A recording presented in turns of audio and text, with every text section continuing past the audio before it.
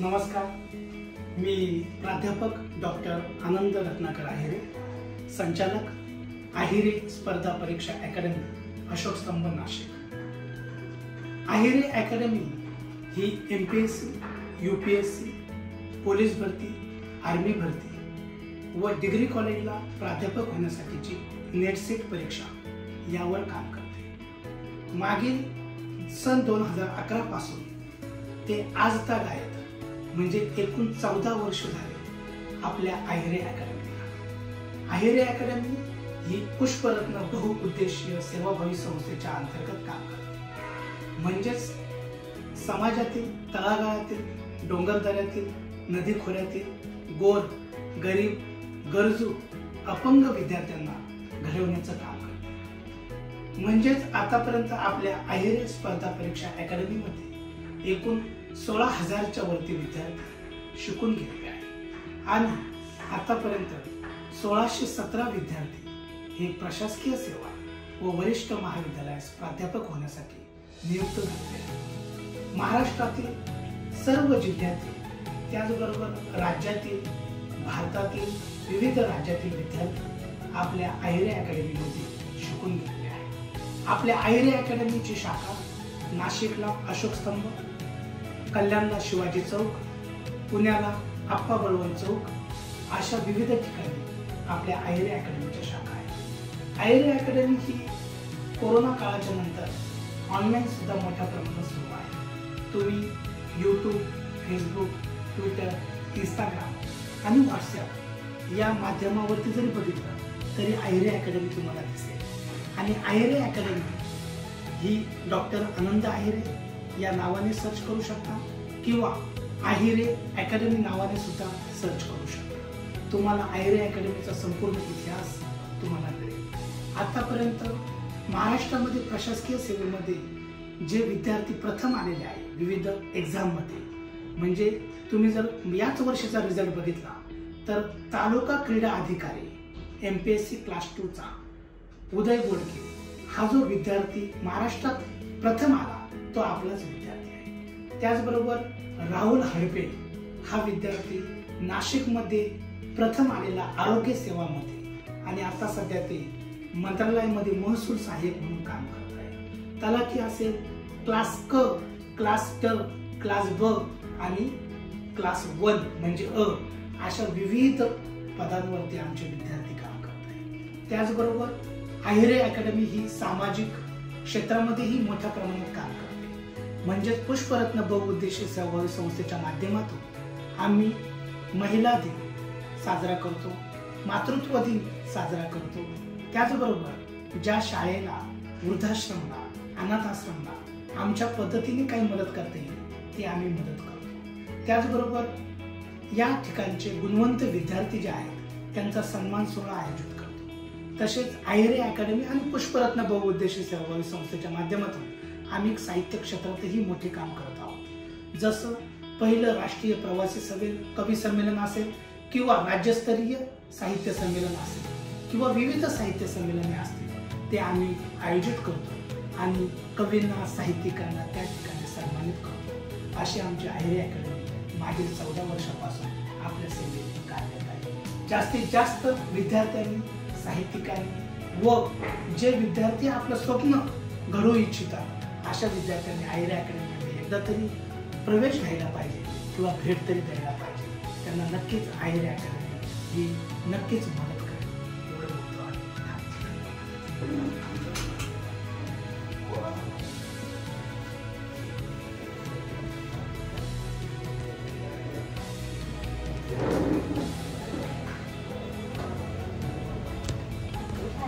Good afternoon sir.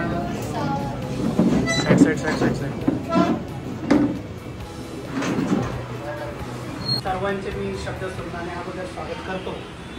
आणि आपल्या आहिरे अकॅडमीचा इतिहास जर बघितला तर मागील 2011 पासून आपली आहिरे अकॅडमी काम करत आहे। फिजिकल डायरेक्टर व व्यवस्थापक म्हणून काम करतो। तर मी प्राध्यापक डॉक्टर आनंद आहिरे या आहिरे अकॅडमीचा संचालक आहे, डायरेक्टर आहे व संस्थापक आहे, फाउंडर। तर आपल्या आहिरे अकॅडमीमध्ये तुम्ही दरवर्षी असंख्य विद्यार्थी हे शिकत असतात. म्हणजे ते आपलं स्वप्न पूर्ण करण्यासाठी आपल्या घरून या ठिकाणी जिल्ह्यामध्ये आलेले आहे. कोणतं स्वप्न उराशी घेऊन आलेले आहे?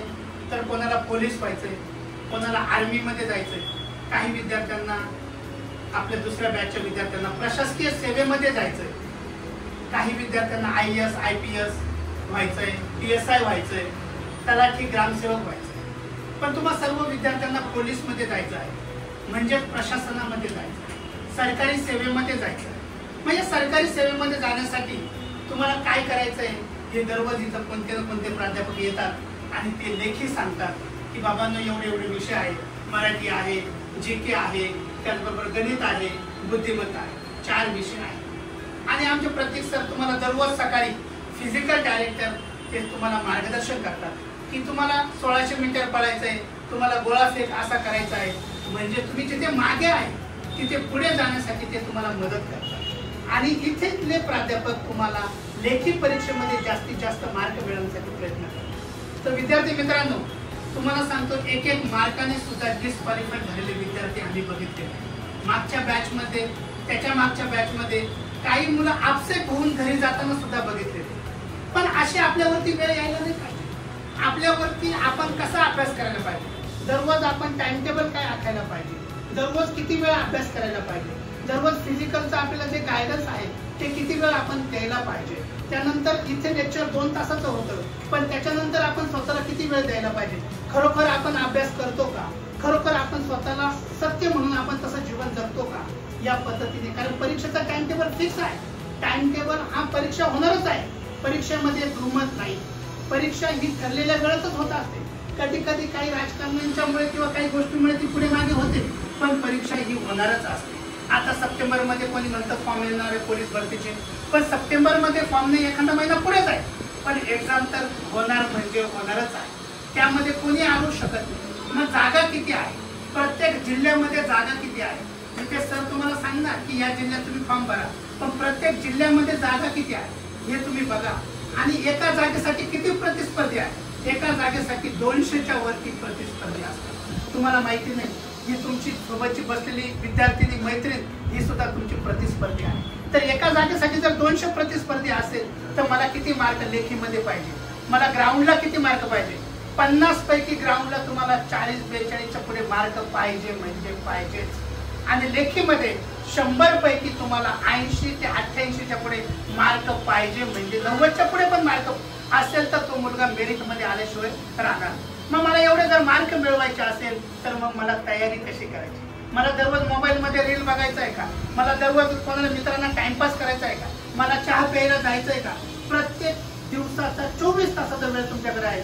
24 तासामध्ये तुम्ही किती वेळ स्वतःला द्यायचा आहे, फिरायला किती वेळ जायचा आहे, रविवार आहे म्हणजे आराम करायचा आहे का, असं काही नाहीये. तुम्ही परीक्षा ही 6 महिन्यांनी होणार आहे, मग 6 महिने तुमच्याकडे टार्गेट असायला पाहिजे की मला ही exam anyhow condition qualified व्हायची. कारण ही एक्झाम जर क्वालिफाईड झालो, तुम्हाला सांगतो मागच्या वर्षी जेव्हा आपले 53 विद्यार्थी क्वालिफाईड झाले तेव्हा नाशिकच्या SP शर्मिष्ठा घारगे वालावलकर जेव्हा म्हणाल्या की एखादी पोस्ट मिळवण्यासाठी 200 प्रतिस्पर्धी आहे आणि 200 प्रतिस्पर्धींमध्ये जर मला पोलीस जर झालो तर मग माझं आयुष्य कसं बदलेल. तुम्हाला सांगतो विद्यार्थी मित्रांनो, तुम्ही जर पोलीस जर झाले तर तुमचं आयुष्य हे बदलल्याशिवाय राहणार नाही. आपले वर्ग मित्र होते ते आता पोलीस झाले, त्यांचं आयुष्य तुम्ही बघा आणि तुमचं आयुष्य बघा. कारण की एकदा पोलीस झाल्यावरती त्याला स्वतंत्र चांगलं घर घेता येतं, त्याला चांगली बायको मिळते किंवा मुलगी असेल तिला चांगला नवरा मिळतो, कुटुंबाचं कल्याण होतं आणि अनेक लोक योग्य मार्गाला लागतात. म्हणून सुरुवातीला पोलीस हे पद तुम्हाला जर मिळवायचं असेल तर काय 150 मार्काची एक्झाम आहे आणि 150 मार्कापैकी तुम्हाला किती मार्क पाहिजे, त्याच्यासाठी अभ्यास कसा करायचा आहे, त्याच्यासाठी माझ्याकडे जो वेळ आहे तो कसा ठरवायचा आहे, हे सगळं तुम्ही अगोदर ठरवा. बघा, अनेक महापुरुष आपल्या पृथ्वीतलावरती झाले, मग अनेक महापुरुषांचा आदर्श आपल्या डोळ्यासमोर आहे. अनेक महापुरुषांनी टाइमपास केला नाही लाईफ मध्ये. तुम्ही त्यांचा इतिहास बघा, तुम्ही युट्यूबला त्यांचा इतिहास बघा. तुम्ही युट्यूबला इकडे तिकडे टाइमपास करण्यापेक्षा तुम्ही युट्यूबला महापुरुषांचा इतिहास बघा. महापुरुष कसे घडले, अनेक जे लोक आहेत ते जे यशस्वी लोक आहेत ते कसे घडले हे तुम्ही बघा. कारण की आता आयुर्वेद अकॅडमी मध्ये तुम्ही आहे, बाकीच्या अकॅडमीला पण विद्यार्थी आहेत, हे सगळे प्रतिस्पर्धी आहेत. तुम्ही बघा ना, एका जागेसाठी जर 200 विद्यार्थी आहेत आणि 200 मध्ये जर तुमचा नंबर लावायचा असेल तर तुम्ही कसे असले पाहिजे. पळण्यामध्ये एखादा तरबेज आहे पण लेखीमध्ये त्याला येतच नाही, आणि लेखीमध्ये जो तरबेज आहे त्याला बाकीच्या गोष्टी फिजिकल येत नाही, असं चालणार नाही. कारण सरकारने दोन्ही गोष्टी तुम्हाला दिलेल्या आहेत. एखाद्याला फिजिकल मध्ये पैकीच्या पैकी मार्क आहेत पण लेखीमध्ये त्याला 70च्या पुढे जातच नाही. बाबा तो कुठे मागे आहे? गणितामध्ये मागे आहे की त्याला मराठी व्याकरण कळत नाही? जीके करण्यासाठी काय करायचं आहे हे जर समजत नसेल तर आपण मागे आहोत. दररोज जीकेचा अभ्यास करायचा आहे तर दररोज वर्तमानपत्र मला वाचायलाच पाहिजे. दररोज जीके म्हणजे काय? चालू घडामोडी, आज काय घडलंय इतिहासामध्ये, भूगोलामध्ये, अर्थशास्त्रामध्ये, राज्यशास्त्रामध्ये, पर्यावरणामध्ये, तंत्रज्ञानामध्ये, टेक्नॉलॉजीमध्ये आज काय घडलेलं आहे. आज 1 जुलै आहे. आज कोणता दिवस आहे बाळांनो? किती लोकांनी सांगितलं कृषी दिवस आहे? प्रत्येकाचा आवाज आला का? आपण सगळे महाराष्ट्राचे कृषीचे लोक आहोत, शेतकऱ्यांचे मुलं आहोत. पण आज 1 जुलै कोणाच्या दिवशी हा 1 जुलैचा कृषी दिन साजरा केला जातो? कोणाच्या जन्मदिवशी? कोणाच्या? वसंतराव नाईक. कोण होते वसंतराव नाईक? महाराष्ट्राचे मुख्यमंत्री. महाराष्ट्राचे मुख्यमंत्री, पण मुलींना माहित नाही ते कोण होते. आणि असं नाही बाळांनो, इथे परीक्षेला जो प्रश्न येतो त्याचं उत्तर जर तुम्हाला आलं नाही 1-1 मार्काने तुम्ही डिस्क्वालिफाईड होणार. म्हणजे हा ऑब्जेक्ट आहे जीके, याला म्हणतात आज काय. आज माझा वाढदिवस आहे, परीक्षेला येणार आहे का? अरे कोणता दिवस आहे? टेक्नॉलॉजी डे आहे की पर्यावरण दिवस आहे की कृषी दिन आहे की पोलीस डे आहे? हेच परीक्षेला विचारणार आहे. जीके त्याला म्हणतात करंट अफेअर. आज 1 जुलैला काय घडलेलं आहे? पर्यावरणामध्ये काय घडलं, भूगोलामध्ये काय घडलं, अर्थशास्त्रामध्ये काय घडलं, टेक्नॉलॉजीमध्ये काय घडलं, पुरस्कार कोणाला मिळाला, याला बोलतात जीके किंवा करंट अफेअर. त्याचा अभ्यास आपल्याला अपडेट करायचा असेल तर आपण कशा पद्धतीने करायला पाहिजे हे तुम्ही ठरवा. त्याच्यानंतर मराठीमध्ये मी पुढे चुकलोय, मला शब्द स्थिती येतं की नाही, विभक्ती येतं की नाही, प्रयोग कळत नाही मला. बाकीचं काही लोकांना तर समानार्थी शब्द सुद्धा माहित नाही, विरुद्धार्थी शब्द माहित नाही. तर अशा पद्धतीने आपण कुठे मागे आहोत ते पण तुम्ही बघा. आणि त्याच्यानंतर गणितामध्ये सुद्धा महत्वाचं एव्हरी डे प्रॅक्टिस करायला पाहिजे. गणितामध्ये एव्हरी डे प्रॅक्टिस करायची आहे आणि त्यानुसार तुम्हाला झोपायचं नाहीये. म्हणजे तुम्हाला यशस्वी होण्यासाठी आपल्याला अभ्यास किती वेळ करायचा आहे, कसा करायचा आहे, कोणता करायचा आहे आणि आपण का मागे पडतोय, आपला मुलगा, आपला विद्यार्थी मित्र का पुढे जातोय, हे आपण स्वतःचा इतिहास स्वतःशी बोला दररोज रात्री.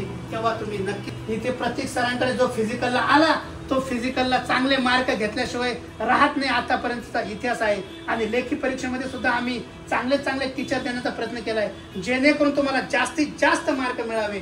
म्हणून तुम्ही त्याचा फायदा घ्या. तुम्ही जी फीज भरलेली आहे त्याचा फायदा घ्या आणि तुम्हाला ही परीक्षा शेवटची आहे असं समजा आणि यशस्वी व्हा. आणि तुमच्या आयुष्याचं, तुमच्या कुटुंबाचं, तुमच्या नातेवाईकाचं, भावा बहिणींचं नाव उज्ज्वल केल्याशिवाय तुम्ही राहू नका. आणि आजपासून तुम्ही मागे कामाला लागले नसेल तर आजपासून अभ्यास करा. ठीक आहे?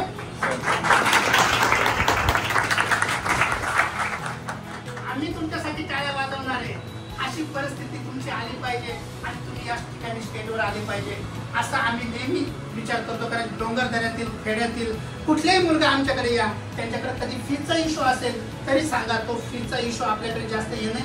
आपल्याकडे सगळे गोरगरीब IAS करतात, IPS करतात, पण आपल्याकडे जे पोलीस भरतीला विद्यार्थी आलेले आहेत ते सर्व गोरगरीब गरजू विद्यार्थी आहेत, ज्यांना कुठे ऑप्शन नाही असे विद्यार्थी आहेत. म्हणून तुम्ही तुमचं आयुष्य जर सुखकर आणि स्थिर स्थावर करायचं असेल तर आयरे अकॅडमी तुमच्यासाठी आहे. ती युट्यूबला आहे, फेसबुकला आहे, ट्विटरला आहे, इंस्टाग्रामला आहे. तुम्हाला जिथे बघायचं तिथं आयरे अकॅडमी, आनंद आयरे नाव बघा, प्रतीक सर नाव बघा, तुम्हाला दिसेल.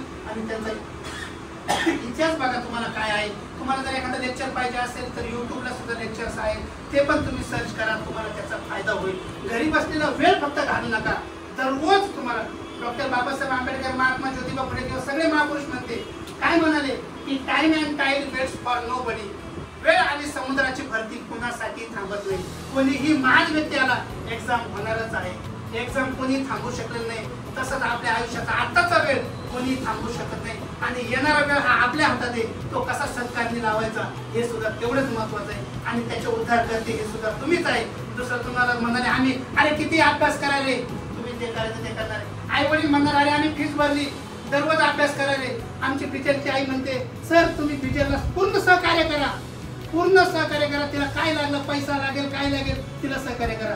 आम्ही सहकार्य तयार आहे, पण बिजरने अभ्यास करायला पाहिजे. विशेष म्हणजे एक्झाम्पल बिजरचं दिलं, तुम्ही सगळ्यांनी स्वतः अभ्यास करायला पाहिजे. तुम्ही स्वतः अभ्यास करणार तरच उत्तीर्ण होणार. नाही तर सर लोक येतात 2 तास सांगतात, तो कोपऱ्यात बसला झोपला बघा, तो कोपऱ्यात बसतो आणि आराम करतो आणि जातो. कारण सकाळी तो फिजिकल करून आलेला असतो, मग तो कोपरा पकडतो आणि झोपून घेतो. 2 तास मस्त लेक्चर होतात. 6 महिन्यानंतर कळतं आपण कुठेच नव्हे, मग आपला मित्र कुठच्या पुढे जातो. तर त्याच्यामुळे तुम्ही योग्य विचार करा. आज कोपऱ्यात बसला, उद्या इकडे बस 1 नंबरला, म्हणजे काय होईल, अभ्यास आपला लवकर होऊन जाईल. ठीक आहे, चला.